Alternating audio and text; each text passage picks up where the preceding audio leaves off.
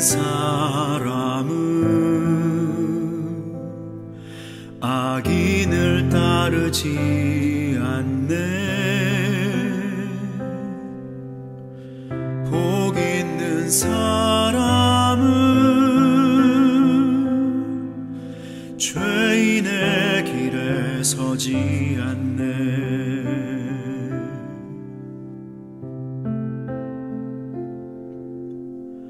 복 있는 사람은 오만한 자리에 앉지 않고 복 있는 사람은 여호와의 율법을 기뻐해. 그는 시냇가에 심은 나무가 시절을 쫓아 열매를 맺으며 그 잎사귀가 마르지 않네. 그가 하는 모든 일이 다 형통하리로다.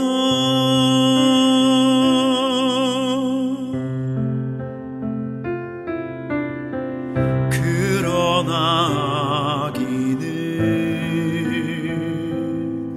그렇지 아니함이요.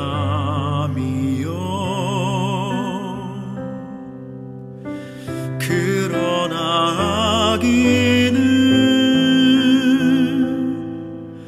바람에 나는 겨와 같네. 그러나 악인은 심판을 견디지 못하며 그러나 악인은 의인의 모임에 들지 못해. 그는 시냇가에 심은 나무가 시절을 쫓아 열매를 맺으며 그 잎사귀가 마르지 않네. 그가 하는 모든 일이 다 형통하리로다. 그는 시냇가에 심은 나무가 시절을 쫓아 열매를 맺으며 그 잎사귀가 마르지 않네. 그가 하는 모든 일이 다 형통하리로다.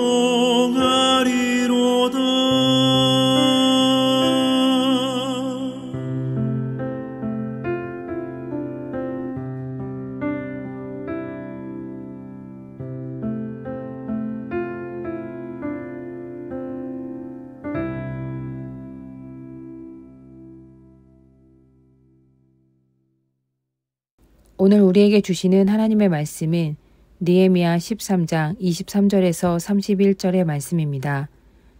그때 내가 또 본즉 유다 사람이 아스돗과 암몬과 모압 여인을 맞아 아내로 삼았는데 그들의 자녀가 아스돗 방언을 절반쯤은 하여도 유다 방언은 못하니 그 하는 말이 각 족속의 방언이므로 내가 그들을 책망하고 저주하며 그들 중 몇 사람을 때리고 그들의 머리털을 뽑고 이르되 너희는 너희 딸들을 그들의 아들에게 주지 말고 너희 아들들이나 너희를 위하여 그들의 딸을 데려오지 아니하겠다고 하나님을 가리켜 맹세하라 하고 또 이르기를 옛적에 이스라엘 왕 솔로몬이 이 일로 범죄하지 아니하였느냐. 그는 많은 나라 중에 비길 왕이 없이 하나님의 사랑을 입은 자라. 하나님이 그를 왕으로 삼아 온 이스라엘을 다스리게 하셨으나 이방 여인이 그를 범죄하게 하였나니 너희가 이방 여인을 아내로 맞아 이 모든 큰 악을 행하여 우리 하나님께 범죄하는 것을 우리가 어찌 용납하겠느냐. 대제사장 엘리야십의 손자 요야다의 아들 하나가 호론 사람 산발랏의 사위가 되었으므로 내가 쫓아내어 나를 떠나게 하였느니라. 내 하나님이여, 그들이 제사장의 직분을 더럽히고 제사장의 직분과 레위 사람들에 대한 언약을 어겼사오니 그들을 기억하옵소서. 내가 이와 같이 그들에게 이방 사람을 떠나게 하여 그들을 깨끗하게 하고 또 제사장과 레위 사람의 반열을 세워 각각 자기의 일을 맡게 하고 또 정한 기한에 나무와 처음 익은 것을 드리게 하였사오니 내 하나님이여, 나를 기억하사 복을 주옵소서. 아멘. 유대인들은 혈통을 중요하게 생각하는 것 같지만 사실 꼭 그런 것만도 아닙니다. 유대인들은 관습적으로 어머니가 유대인이라면 아버지가 이방인이어도 유대인으로 인정해 줍니다. 바울과 함께 선교여행을 한 디모데가 그런 사례입니다. 그는 아버지가 이방인이었지만 어머니가 유대인이어서 유대 공동체의 일원으로 할례를 받습니다. 이렇게 모계를 중요시하는 이유는 자녀 교육을 어머니가 담당한다고 여겼기 때문입니다. 즉, 어머니의 신앙교육이 아이의 민족적 정체성을 결정한다고 여긴 것입니다. 이것은 규칙으로 정해진 것이 아니라 오래된 경험에서 축적된 관습입니다. 여인은 신체적인 조건은 강인하진 않지만 정신적으로는 굉장히 강한 존재입니다. 영적인 부분에서도 남성들보다 더 강하고 민감합니다. 그래서 교회에서도 여성들의 영성이 더 뛰어난 경우가 많았습니다. 이스라엘의 신앙이 흔들릴 때는 이러한 여성들의 역할이 왜곡될 때였습니다. 하나님의 보호를 받으며 출애굽의 경로를 걷던 이스라엘은 미디안 여인들을 잘못 아내로 받아들여 큰 징계를 받습니다. 솔로몬은 하나님으로부터 인정받는 지혜자였으나 정략 결혼으로 인해 얻은 아내들이 잘못된 길로 그를 이끌었습니다. 그리고 오늘 본문에 나오는 이방 여인을 아내로 받아들인 이들은 느헤미야로부터 큰 책망을 받습니다. 이는 단지 이방 여인을 아내로 맞았기 때문이 아닙니다. 그들이 신앙의 단절을 초래했기 때문입니다. 아이들이 이방의 말은 알아도 유대 말을 모른다는 뜻은 민족적 정체성이 끊겼다는 의미입니다. 하나님에 대해 가르치는 일을 멈춤으로써 하나님을 경외하지 않는 사람으로 성장하고 말았습니다. 느헤미야는 이러한 상황을 개탄합니다. 하나님 믿는 것을 가볍게 여긴다는 것은 곧 삶의 중심이 하나님으로부터 떠남을 의미합니다. 우리는 오늘날의 한국교회가 이런 상황에 놓인 것이 아닌가 되돌아봐야 합니다. 자녀의 학업 교육에는 엄청난 관심과 투자를 하면서 신앙교육은 어떻게 하고 있습니까? 그저 주일 예배에 아이를 붙잡아 놓는 것을 교육이라고 생각해서는 안 됩니다. 신앙은 단지 언어적 교육으로 이루어지는 것이 아니라 삶으로 전수되는 것입니다. 부모의 신앙은 곧 아이 신앙의 시작이 됩니다. 그러므로 부모는 하나님을 경외하는 모습을 아이에게 보여주어야 합니다. 말과 행동, 삶의 열매로서 하나님의 사람으로 살아야 함을 아이에게 본이 되어주므로 신앙을 전수해야 합니다. 느헤미야는 권력자로서 이스라엘 민족을 치리한 것이 아닙니다. 상당히 많은 숫자의 지도자와 백성들이 이방인과 통혼하며 신앙의 전수를 가볍게 여기는 분위기에서 그들을 징계하는 것은 느헤미야에게도 부담스러운 일이었을 것입니다. 그러나 그는 하나님을 위해 그 모든 일을 감당합니다. 주님의 영광을 위해 그는 페르시아에서 출세의 길도 버리고 유대 땅으로 왔고 모두가 쉬운 길로 가자고 할 때도 하나님을 위해 어려운 길을 택했습니다. 자신의 가상까지 전부 쏟아가며 오직 하나님의 영광을 위해 이스라엘이 회복되길 바라며 성벽을 건축했습니다. 느헤미야는 하나님께서 자신을 기억해 주신다면 그것으로 만족했습니다. 사람들이 자신을 미워해도 하나님만이 자신을 인정해 주시면 그것으로 좋겠습니다. 하나님을 위해 공의의 길을 따른 사람, 그 사람이 느헤미야였습니다.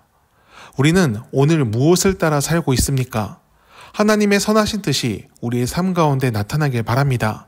그리고 하나님의 영광을 위해 우리의 삶을 들여 참여하는 기쁨을 누리길 간절히 축원합니다. 기도하겠습니다. 느헤미야의 마음을 우리가 잊지 않게 하옵소서. 자신이 불이익을 받고 미움을 받아도 하나님의 선한 뜻을 생각하며 빛의 길을 걸어간 느헤미야를 품게 하옵소서. 오직 주님의 기쁨이 되길 바라며 또 오직 주님께서 기억하시는 이름이 되길 바라며 하나님 안에서 살았던 느헤미야처럼 오늘을 주님의 사람으로 살게 하옵소서. 용기와 믿음, 헌신이 우리에게 있게 하옵소서. 예수님의 이름으로 기도드립니다. 아멘. 함께 중보 기도하길 원합니다. 성령의 임재 속에 오늘을 살게 하옵소서. 그 음성에 따라 선한 양심을 깨우게 하시어 마땅히 선택해야 할 선한 길을 열어가게 하옵소서. 두 마음을 품은 자로 오늘을 살지 않고 하나님만을 바라보며 옳은 길을 찾도록 인도하여 주옵소서. 믿음으로 삶의 시간을 지키며 끝까지 주님과 동행하는 완주를 이루게 하옵소서. 우리의 염려와 근심이 속박이 되지 않게 하옵소서. 오히려 하나님이 살아계신 증거가 되게 하사 믿음으로 주님께 맡기는 지혜를 갖게 하옵소서. 모든 것이 합력하여 선을 이룸을 믿으며 살든지 죽든지 오직 주를 위해 사는 삶이 되게 하옵소서. 환난과 고난의 때가 온다면 더욱 주님을 의지하며 삶의 길을 더욱 열어가는 열정이 우리에게 있게 하옵소서. 우리 대한민국을 주님께서 지켜주시길 원합니다. 분열하고 다투는 나라가 되지 않게 하시고 서로 사랑하며 존중하며 돌보는 공동체가 되게 하옵소서. 부한 자와 가난한 자, 권력을 쥔 자와 그렇지 못한 자로 나뉘는 사회가 되지 않게 하시고 각자 맡은 직분과 위치에 충실함으로 선을 이루게 하옵소서. 스스로 지혜 있다 뽐내는 자보다 겸손히 타인의 말을 경청하는 사람이 지도자가 되게 하시고 그가 하나님을 아는 지혜를 갖춘 자가 되게 하옵소서. 주님, 모든 교회 공동체를 기억하여 주옵소서. 모든 교회들이 신실하게 하나님을 사랑하며 예수님께서 보여주신 본을 따라가게 하옵소서. 세상의 탐욕과 기준이 교회를 오염시키지 못하도록 성령으로서 하나님의 사람들을 깨워 주옵소서. 희생과 사랑, 겸손과 내려놓음의 열매가 교회를 통해 세상에 흘러갈 때 그리스도의 계절이 다시 오도록 이끌어 주옵소서.